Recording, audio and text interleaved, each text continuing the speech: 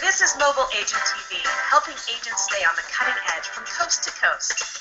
Welcome to Mobile Agent TV. I am Michael Thorne of Remax Little Oak Realty in Langley, BC, and my co-host, as always, is Dave Bachwer from Bridgewater, New Jersey's Remax Preferred Professionals and the Enviro Realty team. Dave, if you were a cast character on Gilligan's Island, what character would you be? Probably the professor. All right, I like that answer. Good. You had the hots for Mary Ann, so you know. As always, you can interact with us live using the hashtag MATVLive. You can get us on Twitter at Mobile Agent TV, as well as I'm going to open up the Q&A feature right now on the blog, so you can ask your questions, vote them up, vote them down of today's guest. Before we introduce today's guest, I want to let you know that I started a new Remax video Facebook group called Remax Play. We already have like 250 members. I know the two people that are on the show with me today are both there. I just felt that we were at the tipping point of video. There's a lot of times that I'm getting questions from people who are reaching out, which is awesome. I encourage anyone to ever reach out to me or to any other Remaxer, because they're all going to be willing to share. But I thought that we could sort of pull on the collective knowledge when it comes to video. And there's, I think, a lot of Remax agents out there that are ready to do it, just don't know where to start. So you can Google or you can search, I guess, through Facebook, the group called Remax Play. And if you are a Remax affiliate, I will approve your request to join the group. And there's some great conversation happening there.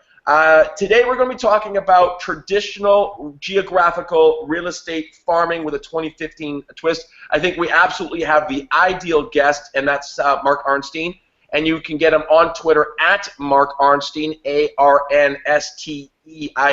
And as always, we read out our guest's 160 Twitter bio, and it reads, your source for NorthToronto.tv tweets. I host NorthToronto.tv and I love every real minute of it. It's amazing. Welcome to the show, Mark. Thank you very much, Michael. Nice to be here. Now, Mark, for those people who maybe don't run in the eastern circles of Canada and see you quite a bit, for our viewers in the rest of North America and throughout, why don't you give us a little bit of a history in real estate, your history in real estate?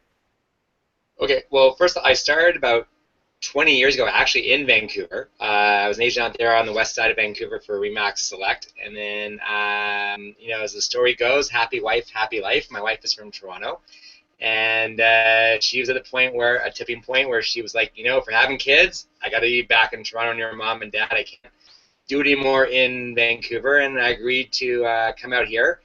So my business that I had in Vancouver was very database oriented. So I had a very large sphere of influence. I was very well connected in the city.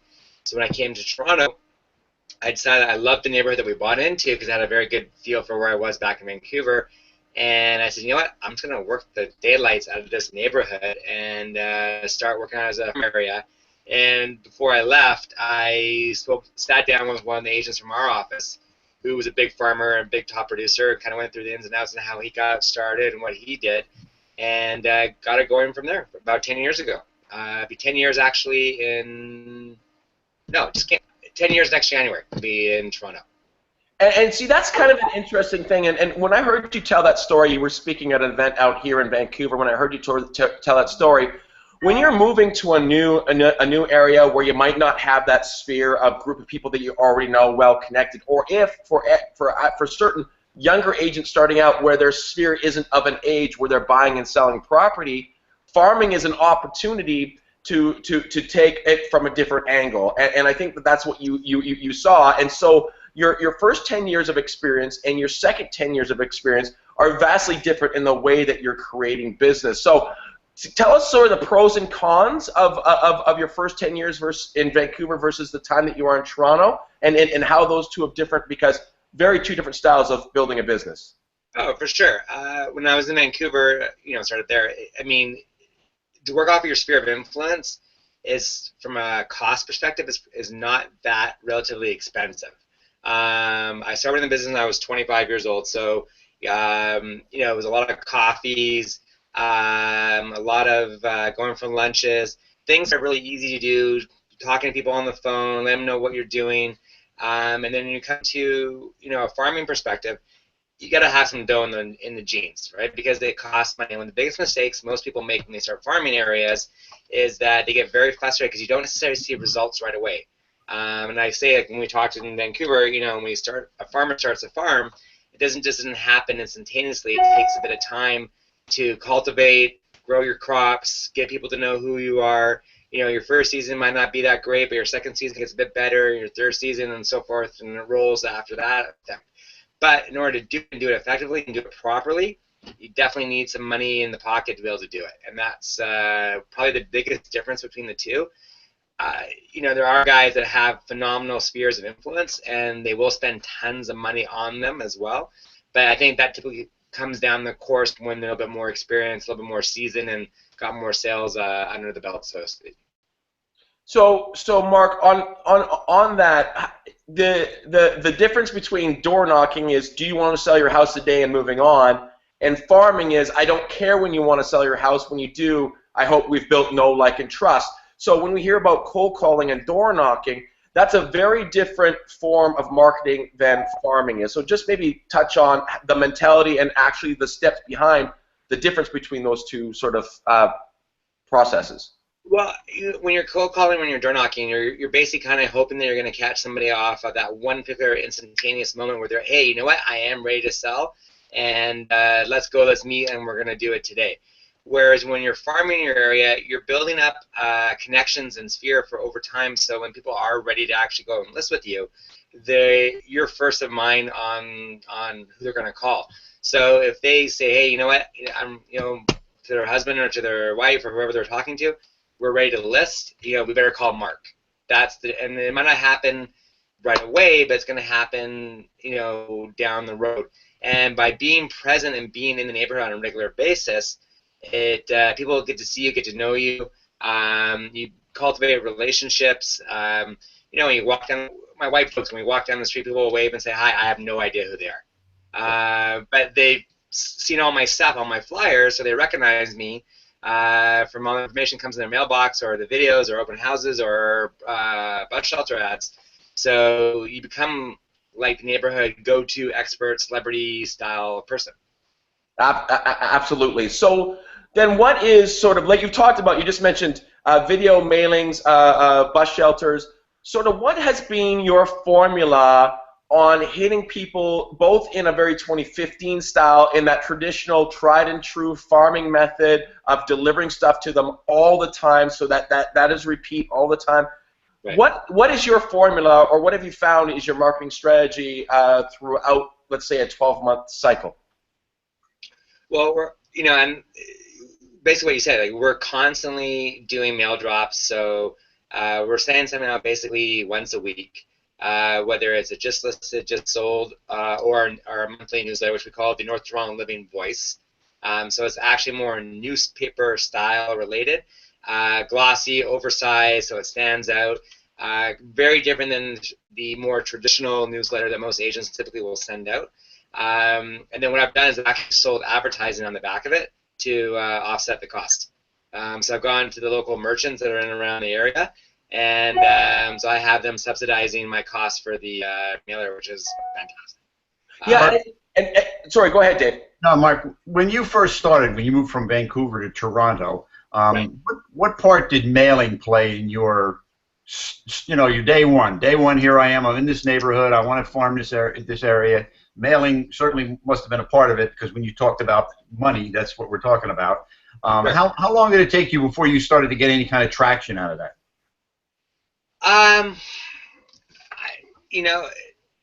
I'd say probably about 6 months to a year. I think you have to go in with that expectation. If you go in with anything less than that, I think you're just kidding yourself. Because the whole thing with farming is about repetition. There's it's called the articular activator in your brain. So it's based on you're catching that person when the timing is right, when they're thinking about all of a sudden making that move. But the whole thing with the farming is that it has to be constantly in their face, right? So if they see you once a month or once every 2 weeks, you're not going to catch them. So you got to. It's about being consistently there all the time, so they see you. Because they come in, oh, there's Mark again. Oh, there's Mark again. Oh, there's Mark again. Oh, you know what? We're thinking about something. Oh, we better call Mark because they see Mark all the time, right? That's the idea behind it. It's sort of a perception by the homeowners that you're selling all the real estate when in fact maybe you're not. But they, because, and at least initially, because I've seen your mailing all the time, just listed, just sold, and after a while, because I would imagine, I don't know about in your area, but here in the States, to find somebody who's really doing real consistent mailing farming to areas is over a long period of time is rare. Right. It's rare. Really? Oh yeah. Well, it's rare that they're doing over a long period of time. They come in and they start sending out mail, and it's mostly new agents because the broker says, yeah, go do mailing, and they throw some money at it and they stick it out for 8 months and they don't get any return because they didn't go in it for the long run, and right. They give up. The ones that are do mailing consistently over a long period of time are people who have traction. They already, you know, they for years they've been selling stuff. We have a guy right in our area here. He sends out stuff all the time, but he's been working in this particular area for 25 years. Everybody knows who he is. But David, the catch that though is that he had to start it at some point. Yep. Right. No, so you still got to start at some point. It doesn't, you know, it's great that he's been doing it for 25 years and everybody knows who he is. But at some point, he had to start the initial process of doing it. And, you know, Michael knows I've done a lot of work with Richard Robbins, and one of the things I always harp on is that the biggest mistake most guys, and what you just said too, Dave, is they stop because they don't see results of it right away. But if you're going to farm and you're going to do it effectively and do it properly, once you do get that listing or you get that buy into the neighborhood, then go door knock and then go cold call in around that sale that you just had, because now you got some clout behind you and you got something to back you up in what you're doing as well. So right, that the traction starts. So once you got the traction, it just gets better and better if you stick with it. Totally. And then that's also by doing, like, you know, tons of open houses and, you know, letting the public see you and meet you on a face-to-face basis, because now you get to have them come to you as opposed to you having to constantly go to them. So, you know, it's not necessarily rocket science. The problem is that most people just expect instant results, and that's why they drop off of it so quickly. Well, I mean, one of the things that we harp on the show all the time, Mark, and one of the things you've clearly done is you approaching this from a business mindset. When you left Vancouver, you sat down with someone and said, give me the formula that works for a farming area. You went in, you obviously placed a budget together. You say, I'm going to see this before I put the results in. I think far too often we are just looking for the next week or the next month, and we're not thinking about, you were seeing it where you are now. I think your success now is what you envisioned when you first got to Toronto. You were thinking 10 years, I'm going to own this neighborhood. I'm going to be the guy in this neighborhood. And that's a mentality that we see all the time from really great agents, but we don't see from the come and go type agents. So just talk about what it takes to approach your business, especially when you're writing checks for marketing all the time. You're writing that check knowing that that's an investment on money that's going to come back, and that's a business person. So talk about business mentality. Well, Michael, it's simple. I mean, I think, you know, most people approach this business, they think it's like, I got this license to print money, I'm going to make all this money because it's a hot market, whatever's going on. But it's like any business that you have to have, and people think of it more of like a job than they do the business. And you got to sit down, you got to have a business plan, you got to look at your numbers. Even if you're brand new into the business, you have to come up with an idea of a formula where you want to be and where you think you can grow. Then figure out your average price range of what you're going to be selling and what the average commission is going to be, how many appointments you need to go to make those things happen, and put it all together. No successful person in any industry does not have a business plan, and that's probably one of the biggest mistakes most agents make, and they don't do it. And they sit there, they sit at their desk, they feel like they're going to work because they're making some phone calls, they're talking to the guys at the water cooler, they're, you know, getting a cup of coffee, and they're talking to other agents. They aren't talking to people that they need to be talking to. But you got to sit down and systematically put a plan together and outline exactly right down to what you're going to be doing, not just on a monthly basis, but on a weekly basis, but on a daily basis, but on an hourly basis. And you can set aside your time. So if you like going to the gym and working out, put that into your calendar.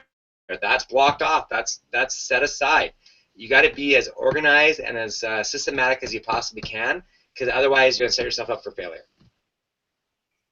Mark, let's talk size. Let's talk how you initially broke off a chunk. I don't know if we can go for size. Does size matter when it comes to geographical farming? So have you expanded, or are your lines defined? I only work these blocks. Someone calls me a block over, I'm referring it out.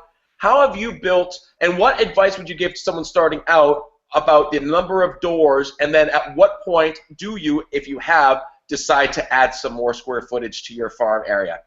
Okay, so one, you gotta look at your budget and see, based on, find out the cost of, whether you're going to use Canada Post, if you're in Canada, or you're going to use postal service, or you're going to hire someone to actually do your mail walk for you. So that's number one. And then you can figure out the size of the farm that you're going to work on. So once you got the size down, one of the biggest keys to it, though, is you got to make sure there's turnover in the farm. So if you're going to pick an area and there's only maybe 1 or 2 houses that sell every 3 or 4 years, probably not the best place to go ahead and farm, okay? There's got to be definitely some movement, some traction happening, and even if there is one particular agent who's, say, fairly dominant in that neighborhood, there's always room for somebody else, okay? People like having another option, and because also what happens is that person who's also dominant will probably get a little more stagnant and a little more stale about how they're approaching the business, taking everything for granted. So if you come in with a new and fresh approach and how to come in there and be a bit different, you're actually going to have an upper hand as long as you do it consistently. But once you got that number down and it's an area where you know you can manage, you can handle, then you have to decide how often you're going to go about it. Draw out your boundaries. If stuff takes you out of the area, that's fine. It's not a big deal. As long as it doesn't take you to the point where if you got business that's taking you 2 hours outside the city or even an hour outside the city, that's probably got to look at it from a time management perspective and say, is that actually worth the time to go and do that?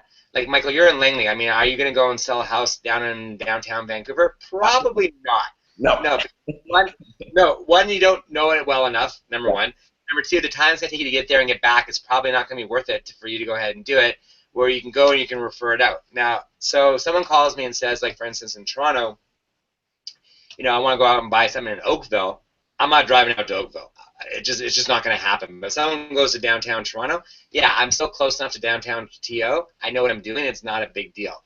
So the lines aren't written in the sand, so to speak, so you kind of have to judge it accordingly to what's going to work best for you and your schedule and if it's worth it or not for you to do it. And has your farm grown over the last 10 years? Yeah. So when I first started, I think it was about 3,000, and then I grew it into 5,000. And now it's on 7,000, and it's probably getting ready to grow again. And how do you know when it's time to grow? You have the budget to grow. You have the manpower to grow. When is that? It's time to add more doors. All the above.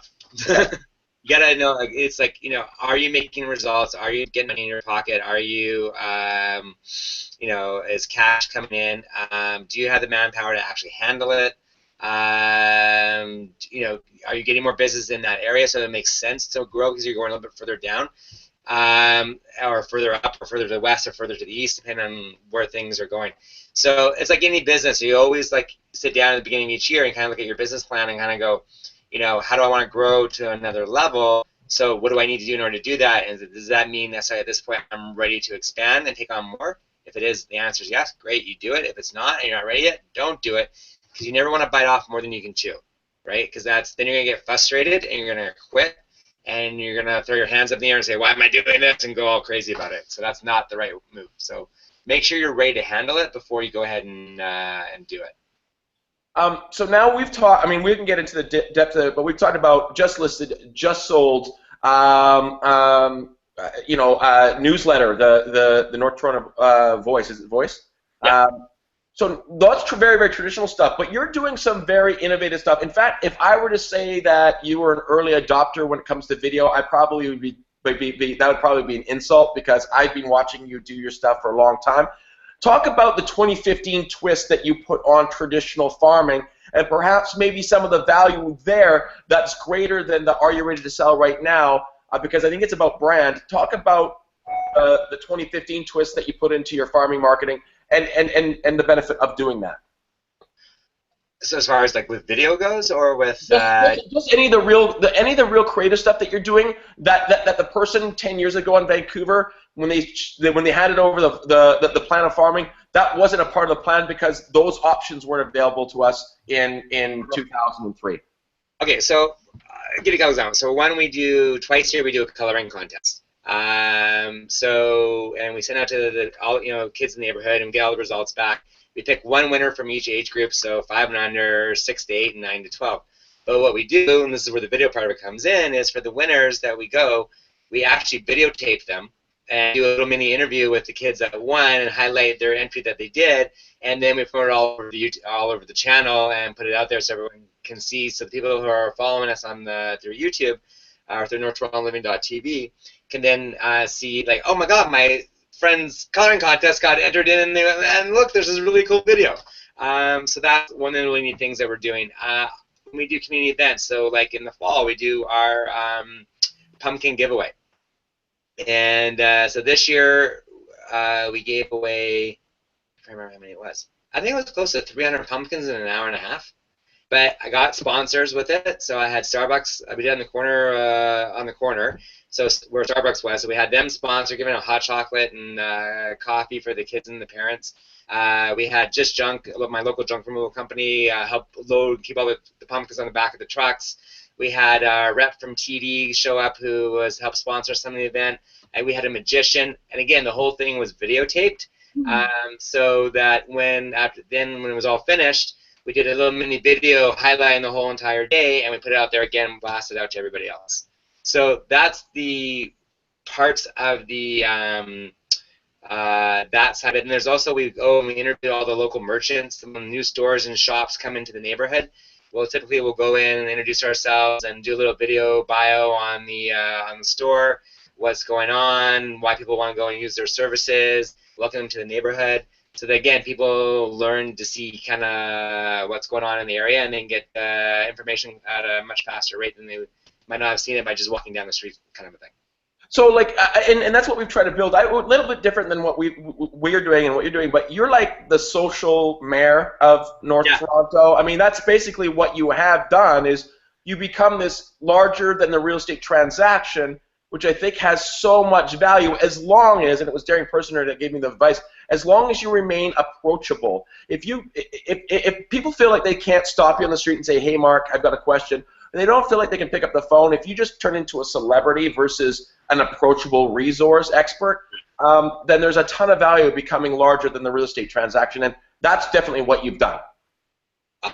It's cool. Like I said, it's fun. Like I said, you walk down the street and people wave and say hi, and you don't necessarily know who they are. Even at the last at the pumpkin giveaway, I had, I think, 3 or 4 people ask me if I would consider going into politics and start becoming one of the local politicians, and I was like, yeah, no, my wife would kill me. That's not happening.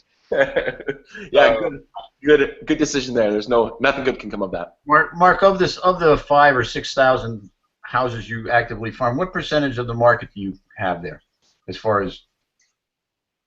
I'd say probably right now I have about a 5-6% market share. So, which, if you think about that, it's actually pretty big. I mean, it's pretty big, but it also shows you that if you're thinking about a farm area and somebody else is in there and they've got, let's just say they got 10%, which is phenomenal. Don't be afraid to go in there because there's 90% left. I mean, that's a lot, that you could go after versus the 10% that the other guy has, and even the same with you. No, I mean, when I started 10 years ago, there were about 4 or 5 guys ahead of me that were the more dominant players within the neighborhood, and right now I'm definitely number 2. And ironically, the number 1 person is across the hall from me in our office. So, but there's no animosity there whatsoever. Well, there's a Remax. You are a Remax agent, right? I'm sorry. Okay. So between the two of you, look at the Remax statistic you can throw around out there. Look at that. Oh no, for sure. I mean, it is actually funny because an agent who works in our neighborhood, it was his birthday the other day, and so I, sent him a message on Facebook wishing him a happy birthday, and he was just like. He's like, great, Mark, thanks for the message, but get me some more listings so that I can sell for my buyers. I need more business. So, like, I'm like, great, no problem. Let me see what I can do for you. But the other powers of becoming your local neighborhood person is that you get people coming to you all the time and asking you if you have stuff coming up in the marketplace, and here's what my client's looking for. Do you have this, or do you have that, or or people, someone comes in from out of the area on the off chance to get a listing in the area. A lot of times I'll get a phone call in advance of that listing, knowing that it's coming to the market, so then I can actually get first dibs on a potential for my buyers. So, which is huge leverage when you're meeting with clients. Be able to show them that you can do that for them all the time. I'm doing an offer tonight. A builder that I know who's going to sell his own personal house called me last week and said, I really don't want to put it on the market, but I'm calling you first because you're the guy. Do you have anybody who wants to buy it? Here's what I'm looking for. I said, no problem. Took a client there to it. Husband was away. He came back. We're putting the offer on it tonight. Off market, and right now in Toronto, it is extremely aggressive because there's no inventory, and they're like ecstatic beyond all belief that this is happening for them. So, and clearly an advantage for your clients. So on that note, something I didn't even think about, all your stuff you're doing, the farming is usually farming the listings, but when you get a public persona that you have out there, has it affected your ability to acquire buyers because you are that guy? Well, it opens up the door on so many levels, because exactly what you just said, because people will come to you because they know you're the person they want to buy with, because you're probably going to have the listings they want to go through anyways. But also that, because typically in this particular area, most people, when they buy into here and they go to sell again, they're staying within the neighborhood. So they're, because we have a very mixed level of housing in here. We have from, semis to bungalows to small detached older homes to the newer homes. So a lot of times people come in, they start off in their semi, they graduate to the older detached, and then they graduate to the newer detached. So you're getting not only just the list end of it, but you're also getting them to buy as well. So it's a double win. Talk about a little. You know what, Dave? Actually, Dave, I'm going to put you on the spot. But what is one of and because sometimes I do this and we talk about the show. What do you think one of the most important skills for an agent is to have when it comes to building a business? Discipline. No, sorry. See, that's not fair. It's never fine. Pricing, right? The ability to. Oh well, yeah. That's like you must have in your pocket. If you don't price property right, nothing else matters. It doesn't matter. And I think one of the big advantages of farming is you become so laser sharp focused on your pricing in a certain neighborhood, right? Like when I first started in this business, there was no other option other than farm because my sphere wasn't growing, and it's definitely changed now because repeat referral. But the huge advantage is laser sharp pricing. Mark can walk into any property, CMA or not, on the computer or not, and know in his gut, here's the $1,000 or $2,000 range of it.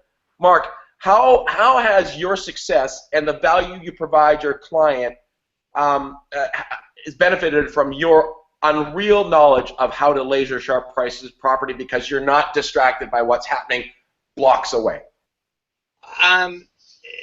It's huge. It's a huge advantage because, it's a huge advantage for the sellers. It's a huge advantage for the buyers. So they know when they're going into, especially if they're in a multiple offer situation, I can look at them comfortably say, this is where you need to be in order to buy this house. It's going to go for this 100% based on what's going on. And I'd say 99% of the time I'm usually bang on to the penny. And also, the other thing is you get agents calling you and asking you to price stuff for them all the time, which is it's a nice compliment, but at the same time, like I said, it opens up the door for getting inside information on other properties coming to the market that you wouldn't necessarily know about until it actually hits the market because you weren't called in. But I'll give you a great example. I was in competition on one, this was last year, and the seller was like, oh, no, it's going to sell itself because it's a brand new home, and we don't really need to pay that much in commission. We don't need all the foo-foo and all the marketing and the video and all that stuff because, the house is just going to sell itself. I'm like, okay. And then she wanted to grind me on the commission. And I was like, no, look, I said, I'm probably not your person for this. You can go and do it with somebody else. But I go, if you don't appreciate what I'm having to offer for you, then that's fine. I'm happy to walk away. She listed with another agent who basically did it for very little commission on their end, priced it over by $100,000 easily. It sat for 4.5 months, went through 2 price reductions, and then sold for exactly what I said it was worth. Saw her walking down the street. She looked at me and she just put her head down and she goes, sorry, and kept on walking. Yeah. Yeah, you know what, Mark? It's a perfect example because it's something we hear from all the people we have on this show about their ability to see the value in what they do, to know that because you're building a business and you're not being transactional, that the headache of that year to end up getting that commission wasn't worth it. It's running a business and knowing that would have been an emotional and time suck on your business for quite a bit of time, and you have to be willing to walk away. I think it's one of the most powerful things an agent could do is fire a buyer or turn down a listing, because that's when you start to build a business. That's when you're a business person. And that's one of the biggest problems in this industry right now is that everybody and their Bob and their uncle wants to become a real estate agent because they think it's like this unbelievable business to go and print money. And then what's happening is they're getting all these part-time guys come in. They don't know what they're doing. They're charging next to nothing on the commission, and then they're screwing things up for everybody else. So I don't know if I'm allowed to say that. We've had much worse, Mark. We've had much worse. Okay. So, and that's where people have to decide is that, there's a point where you got to be a business person, what you just said, Michael, and draw the line in the sand, so to speak, and decide if it's gonna suck the life out of me. Guess what else is gonna do? It's gonna affect everything else that you're working on, because that one person is gonna take up so much of your time. You're gonna neglect everything else that you're doing, and then the property is not gonna sell, and then all the other guys are gonna walk away from you because you didn't give them the time they wanted, and now you're left with nothing. Which, in a business standpoint, not very good. No. And I was telling it to my sister, because she has her license now, and I said, you got to be adamant and show your value for what you can do and what you have to offer. And if you can't do that, I don't think you should be in the business. And that's something you have to seriously consider very carefully. If you can't show value for what it is that you do and be able to explain that to the client successfully, that they understand it, so you can pay the proper commission, then I think you're actually in the wrong business. Yeah, I wholeheartedly agree, and I think one of the twists I've had with clients is if I can't demonstrate to you my value, if I can't, then you don't want me demonstrating the value of your $700,000 home to the public. If I don't possess that skill set between you and me over a kitchen table, then you don't want me now taking your home and putting it out there and marketing it. And I think that's when we say that to a client, they go, "You're right. Like if I can't do it, then you don't want to hire me." And I think it's so important for you because it does become a distraction from your other clients and moving on. And it's Dave on that advice about the ability to just say nope. And I know that this is your foundation of your business. Well, you're 100% right. Walking away, that ability to do that, to just walk away from something that doesn't make any sense just because there's money involved there. When we taught our little WOW listing presentation thing at R4, one of the things that we emphasized was the service mindset that you have to have before you can go in and do this. And if you can't have a service mindset and you don't worry about the money. This isn't about the money. This isn't about making money. You will make a lot of money if you have a service mindset and you have your hands open and you're there to help these people. And if they don't want to allow that, then you should just walk away. And it's a foundation of, like Mark said, it's a foundation of your business. It has to be. And look, there are guys out there that all they're going to care about is just the commission, and that's all they're focused on. And so be it. Let them be. Like that's not probably the person you want to be working with. That's transactional brokerage, and you're doing from one deal to the next, and when you're done with the last deal, you're done with your business until you can find somebody else to work under those same conditions. Well, I believe that if that's your mindset, you could never farm properly. And then back to our topic, because you won't be willing to spend the money to make the money, and that's the big difference. Is it's in and out. If you're penny wise pound foolish, it doesn't make sense. Farming won't work in 2015 if you aren't able to put out before you receive. You have to make an investment, and I think that's why we see few people that really do farming really well. I think it's super effective. I think it's super smart. But it takes a business person to do it because you're writing checks all the time. Totally. And people hit you up for donations all the time, wanting to sponsor this left, right, and center, and you feel bad saying no, but it's like there's also a point where you can only do so much, right? So, but it's like owning a store. If you start a store up in a neighborhood, you have to have inventory in the store in order to sell it, right? And you have to promote that inventory and get people to come to the store so know where you are. It's the same thing. And even if you're doing a sphere of influence or a repeat and referral style business, people still need to know where it is to go and find you and how to get in touch with you and how to communicate with you, and so that you can grow your business. However you're doing it, no matter which way it is, you still need to invest in your business and run it like a business no matter what. No offense. And understand it could take you a long time. A store like the real estate business, the day you open the store, it could be years before you're making a profit. And it could be the exact same way in the real estate business. You're going to put money in, you're going to make some money back, and you're going to keep growing your business till you get it to be profitable. And you have to understand that day one. And if you don't, you're destined to fail, in my mind. Absolutely. Mark, is the area you work there, North Toronto, attached living, detached living? What sort of mix of property? The reason why I'm asking will lead into the next question. It's mostly semi-detached, detached, bungalows, newer construction homes, and then and a lot of renovated homes. So when I say semi, it's very different than say what you get out west. Typically here, what they'll do is they'll take an old home, and it was made into two, like a semi, but it doesn't fall under the Condominium Act or a Strata Act like it does in BC. They're regular freehold houses, but they're just happen to have common wall attached. Yeah. So sometimes I harp on bus bench ads and I harp on sort of traditional outdoor media. I think where it has a huge advantage is when you concentrate everything down into an isolated geographical area. And so what I was asking you that, Mark, was about signage. You know, you have your post sign out there. Yeah.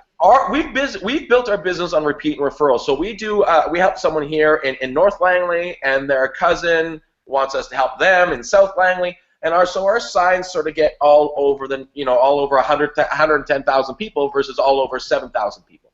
When you're able to take all your signage and concentrate it in one area, and you own the 3 bus benches in your area, I think that's when farming has an enormous value, because you're everywhere. You might be doing the same amount of business or the same amount of listings as someone that isn't farming, but because you're so hyper concentrated, you can't go down the street in North Toronto without seeing the same name over and over and over again. Talk about that advantage of taking all your stuff, hyper-concentrating it, and then so that you're just inundating people with your name, whether it's conscious or self-conscious, they see you every single day. No, and it's huge. I mean, that's one of the biggest keys into farming. And, when we created with our bus shelter ads, the focus became on the NorthTorontoLiving.tv. So, and again, it created another buzz because people come to me all the time like, do you have your own TV show? Or like what's going on? I'm like, go check it out. You got to see for yourself. They're like, okay. But, and everything from I coach my kids' hockey teams, and, I get kids coming in the rink all the time. Saw your poster, saw your poster, saw your poster. So, but what happens is the parents hear it, and then they, oh, what's going on? And then they gravitate to it. Like, I think I said last year, hockey alone, I think I sold $7 million worth of real estate out of hockey just from coaching hockey, being around the rink. So, but Mark, do you think, and that's amazing, do you think that the bus shelters drive business, or do you think it's a reinforcement of a relationship you have built somewhere else? No, it's a reinforcement, because the whole thing is like about, the postcard comes in the mailbox, right? And then they see the for sale sign, and then all of a sudden they see a bus shelter ad. So they're like, oh my God, he's like everywhere. So that's who they know they want to call. So it's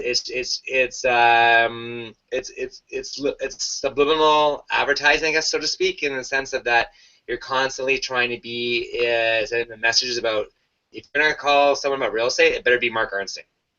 So on that note, and back to my issues with bus bench, buying 7 bus bench ads in a certain community and going, wait for the money to roll in, isn't going to work. It's a waste of your time and your money. It's part of a larger plan. That why when I see you spending money on it, I go, totally makes sense. Totally makes sense. And so it has to be part of a bigger plan that you're doing. No, for sure. It's like, exactly. If you're not actively doing stuff and you think that just I haven't, because they don't move, right?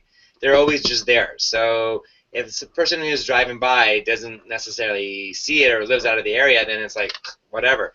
But if you're already doing so many different things in the area and in the community, then it's just another way to reinforce the brand of what you're doing. So again, for example, like when we did the pumpkin giveaway, we had stands with the bus shelter ads attached to them in around the pumpkin giveaway. So again, just showing, you know, what's going on and reinforcing the brand and the name and the whole 9 yards, right? So it's fun. It's cool.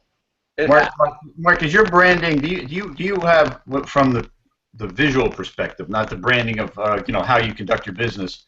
Do you kind of connect it all to the Remax red, white, and blue, or do you have your own brand, your own logos and things that you use? It's a controversial thing with me, but you can go ahead and tell us. Okay, and it is. I know we have our own colors that we use. The reason being is, and Remax will probably kill me for saying this, but I feel there's a certain level that you get especially if you're doing farming. I think if you're more of a generalist and you're doing more off your database and sphere of influence, I think stick with it because it doesn't matter so much. But when you're farming, you also really need to make sure that you can differentiate yourself amongst everybody else.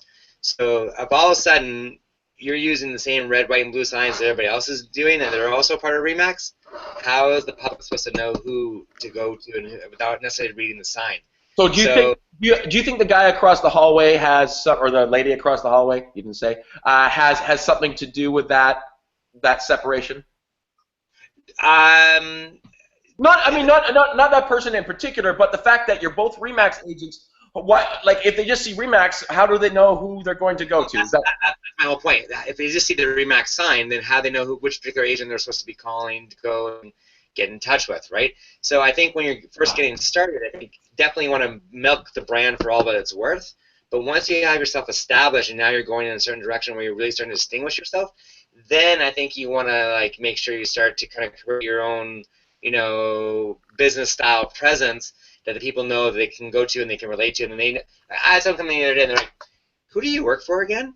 I said, "What do you mean?" He goes, "I know your signs. I know exactly what they look like. I know the colors behind them and everything. I just can't remember what the company is." I'm like, "Oh, it's Remax." Like, "Oh, Remax, that's right." So, like, Remax is on the sign. It's just not in the traditional red, white, and blue. I mean, like, we make sure it's very prominent. But we have our own colors for sure. Dave, go easy. You have to differentiate yourself. So. Dave bows out, which is awesome. I won.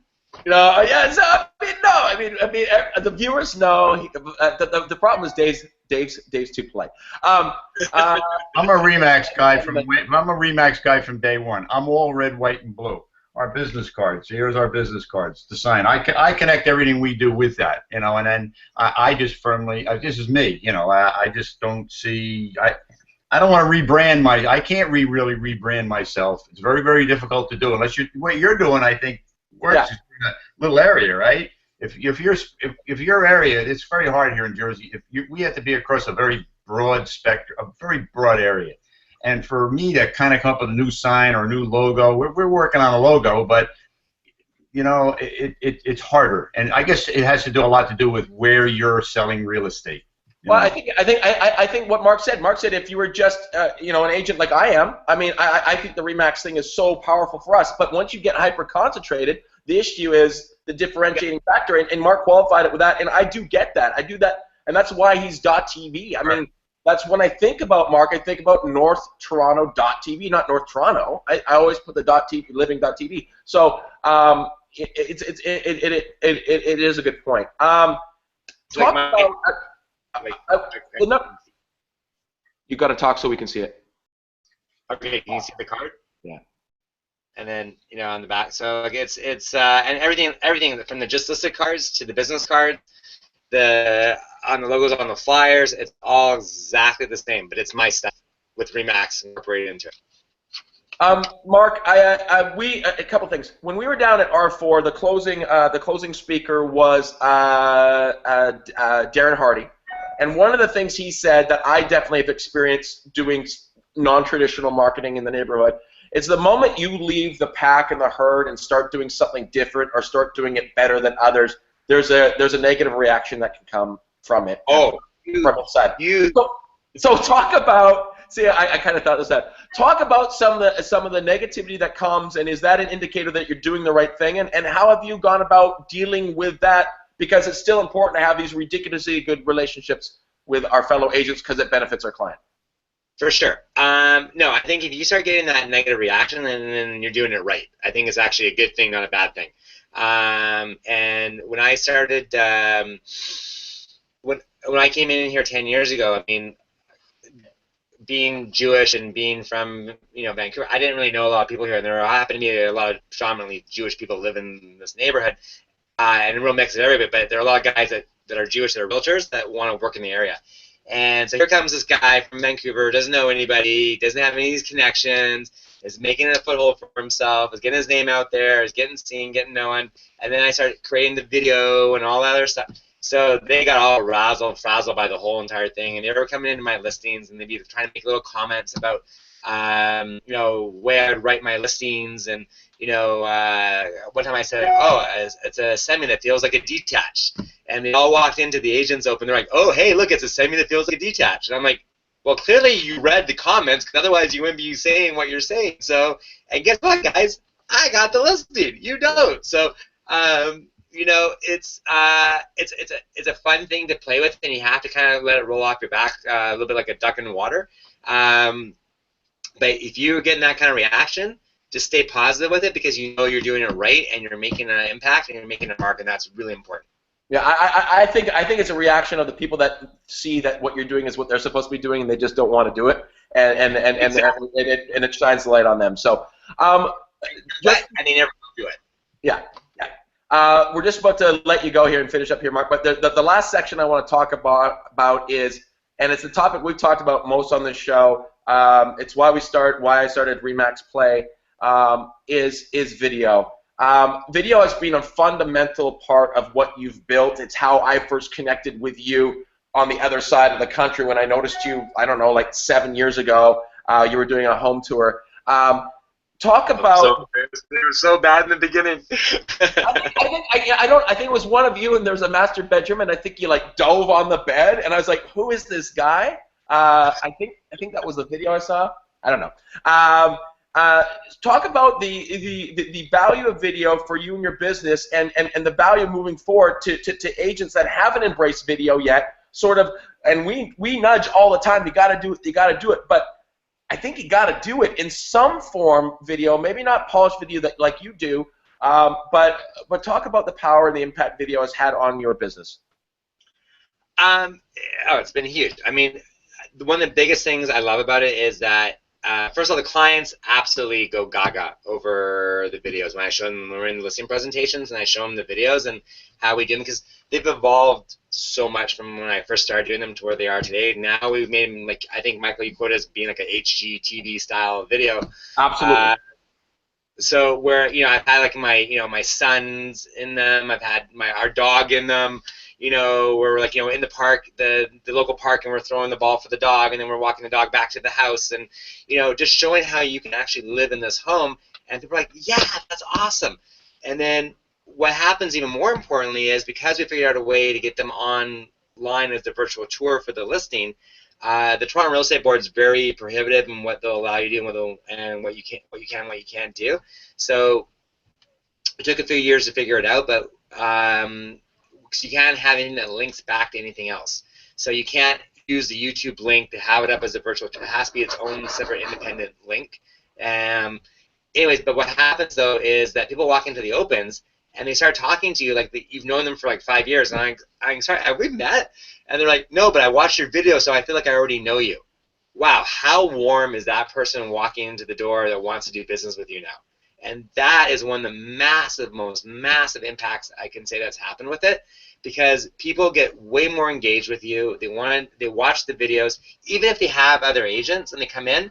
You know, I had someone come in and say, like, you know, I didn't think it was possible the way you described it, because it's saying that you could walk to a certain spot, but then I saw that you could, and if I hadn't watched the video, I never would have believed it. So those are like little comments that you get back that are, that are so impactful and make such a difference for what it is that we're doing, and we keep trying to evolve it too. I mean, we're always trying to figure out new ways to shoot them, to make them more creative, to make them more engaging. You know, whether it's saying different taglines or using different things. But the one thing I will say with video is you got to be careful, because sometimes if you're not comfortable doing it and you feel like you just can't get it, probably don't do it. Only because I think if it comes across as being really, you're going to lose your target audience, and they're just not going to follow what's going on. You know, I always say pick one thing that you feel like you're really, really, really freaking good at, and stick with it.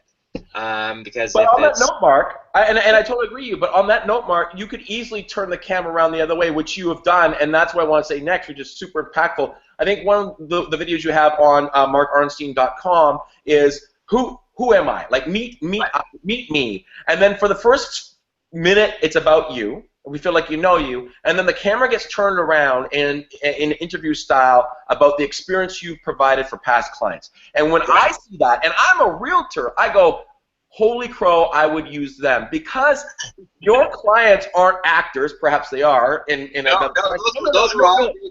mean, I know they're real clients, but they might be comfortable in front of the camera. But the point is, here's someone. It's hard to fake. It's hard to fake it on camera unless you're an actor. And so when someone's eyes light up and they talk about the experience they had with Mark, like you as a client, when you're watching that, or a potential client is watching that, you go, that's how he made them feel. So there is the opportunity to turn the camera on the client. What has been the strategy? How have you got clients on camera? And what is the reaction, not only from the clients that want to be on camera or were willing to be on camera, but from people that see that? Oh, it's huge, because the other thing is what we can first off. So that link, when someone calls me in for a listing appointment, and I don't know them or I've never met them before, I send them the link to make them. I said, this is the one homework assignment you have to do before I come and meet with you. You need to watch or click on this link and watch what's there. And the first thing I ask them when I walk in the door, I'm like, did you do your homework? And they're like, they always say yes, because they don't want to get in trouble for not having done it. But like, and you can see how much more comfortable and relaxed they feel once you sit down and get ready to talk with them, because they can see the experience that everybody else has had and what they've done with their transactions, so they're like, I want that same experience. And most clients, some will be like, nah, it's not my thing, I don't want to do it, and others will have no problem doing it. So great, grab those ones for sure. And look, and the best time to do some of this stuff is to do it on the fly. It doesn't necessarily have to be like, we had a professional videographer do that one for us, but you can do them on the fly, and they're so easy to edit off your phone or off your iPad or whatever. But if you just got someone their dream home, like, grab out your phone, videotape them, and say, hey, Michael, you just bought your first home. How excited are you? Or ask them a couple quick questions, and then post that up there onto your blog or onto your website, because that's what people want to see. That's what makes you stand out from everybody else. Yeah, I totally agree. Dave, you want to say something? Well, yeah, isn't it kind of amazing, Michael? We've been doing this show for how long now, and what Mark just said about people trusting and liking you ahead of time, and all the things we've said and talking about bomb and convert. Here he is. He says it again. The exact same thing has been said before about how the value of video, the value of it. And I know we're probably preaching to the choir, but the people watching us, if any of you guys are sitting out there thinking, oh, I don't know, I got to do video, maybe I don't want to, how many times do you have to hear it? It works. It works. It works. You just heard Yeah. So on that note, Mark, last question, and Roy wanted us to ask this question, and it sort of will dovetail into everything. Traditional farming, new techniques, social, video, that sort of stuff. Advice about marrying the two, doing the pumpkin giveaway and using a 2015 twist to get that message out, doing some other events and using 2015 styles. So advice on marrying very traditional, tried and true, with still willing to push forward and still willing to embrace the constantly changing opportunities that are presented in this business. Sorry, I'm not trying to, as far as what do you do in order to make that happen? How do you marry, how do you decide, okay, I'm going to do a pumpkin giveaway, which is a very traditional, not traditional, but very on the boots, on the ground. How do you use today's techniques, Facebook, Twitter, to then use that message to share that in a 2015 format? Okay, so so again, for like the pumpkin giveaway, for instance, like we flyer the neighborhood for 3 weeks straight with a flyer that's strictly just about the pumpkin giveaway.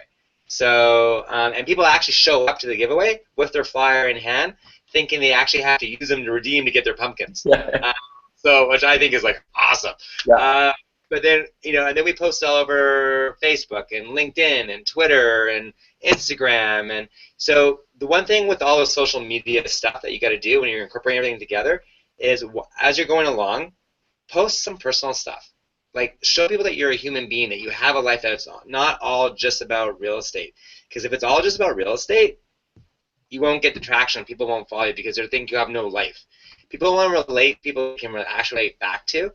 So they want to think as though, yeah, you're the expert in what you do, but you're also just like me, that you have a life and you have a family, and you got to take the kids to hockey and to school, or dance recitals, or whatever it may be that the activity is going on at home.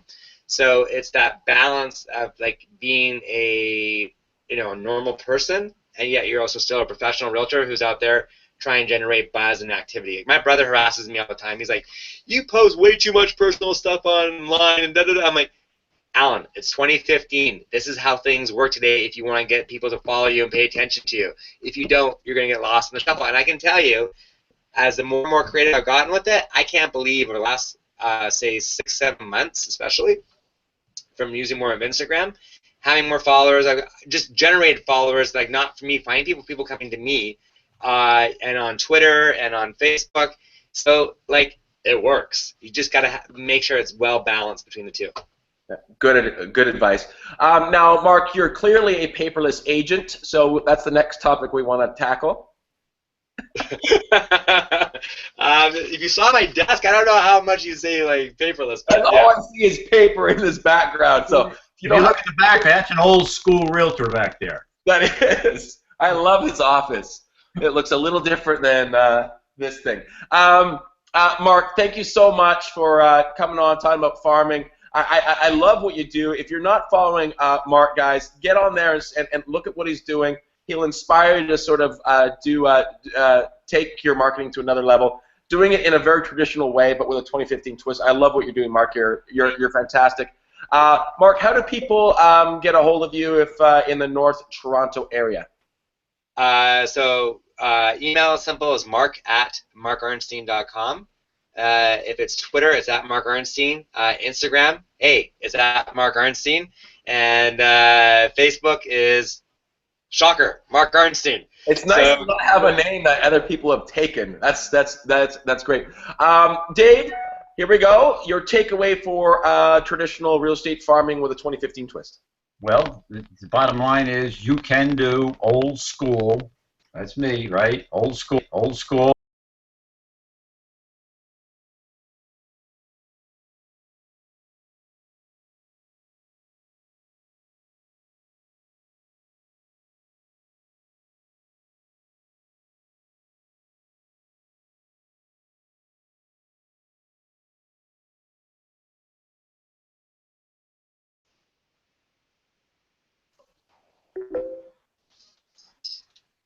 Hey, am I back?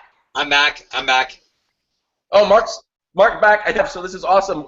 Did Dave left too as well? So I don't know if Dave. What was Dave's takeaway? Mark, tell us. Did you hear it? I didn't hear it. He said he got into old school marketing and then it cut off. So I think his takeaway is going to be old school marketing still works, sort of that attitude. But I think what Dave would say, and I know him quite well, is if you're not willing to do it consistently, if you're not willing to do it over a period of time, You're not going to see the results of it.